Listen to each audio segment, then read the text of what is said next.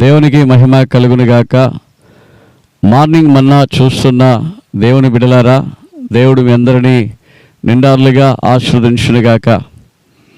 ఈరోజు నిర్గమకాండము 15వ అధ్యాయము 26వ వచనము ప్రకారముగా మనం ధ్యానించేటప్పుడు, యెహోవా రాఫా, నేను స్వస్థపరిచే దేవుడను అని ప్రభుల వారు చెప్తా ఉన్నారు. ప్రియమైన దేవుని బిడ్డ, ఆయన యెహోవా రాఫా, స్వస్థపరిచే దేవుడు. నీకు ఏ విధమైన రోగములు ఉన్నను, మరణకరమైన రోగములు ఉన్నను, ఏ విధమైన సమస్యలు ఉన్నను, డాక్టర్లే విడిచిపెట్టినను దేవుడు చెప్తా ఉన్నాడు, నేను నిన్ను విడవను, ఎడబాయను. ఇశ్రాయేలుని కాచిన దేవుడు కునకడు, నిద్రపోడు అని చెప్తా ఉన్నాడు.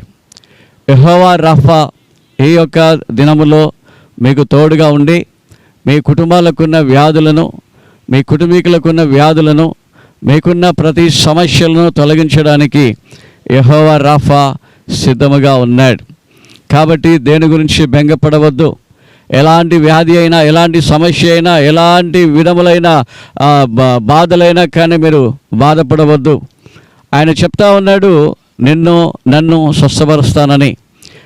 నన్ను స్వస్థపరచుటకే యేసు క్రీస్తు వారు ఈ భూమికి వచ్చి నీ కొరకు, నా కొరకు గాయములు పొంది, ఆయన నీకు నాకు రావాల్సిన ఆజ్ఞను, శిక్షను, దండనను ఆయన మోస్తున్నారు. కాబట్టి ఆయన పొందిన దెబ్బల చేత, ఆయన కార్చిన రక్తముతో మనకు స్వస్థత, ఆరోగ్యం ఉన్నది ప్రియులారా. కాబట్టి గమనించండి, యెహోవా రాఫా ఈ దినములో మనకు తోడుగా వస్తూ ఉన్నాడు. ఆ యెహోవా రాఫా మనకు తోడుగా వస్తున్నాడు. కాబట్టి ఆ దేవుని మనం స్తుతిస్తూ ప్రార్థన చేద్దాం, ప్రార్థన చేసుకుందాం. మంచి దేవుడా, ఈ మార్నింగ్ మన్నాని చూస్తున్న ప్రతి బిడ్డలను మీరు దీవించి ఆస్వాదించండి. మీరు యెహోవా రాఫా అంటే స్వస్థపరిచే దేవుడు ప్రతి కుటుంబంలో ఉండి, ప్రతి బిడ్డలకు తోడుగా ఉండి, కీడు, దోషం, ఆటంకాలు, సమస్యలు ఏవి రాకుండా యెహోవా రాఫా ప్రతి ఒక్కరిని మీరు స్వస్థపరచుదురుగాక. మీ నామమునికే మహిమ కలుగునుగాక.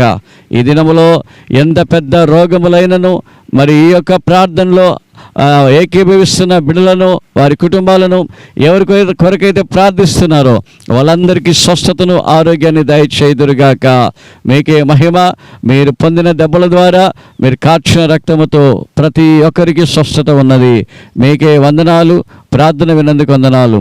యేసు క్రీస్తు వారి నామములో ప్రార్థించి వేడుకుంటూ ఉన్నాము తండ్రి. ఆమేన్, ఆమేన్.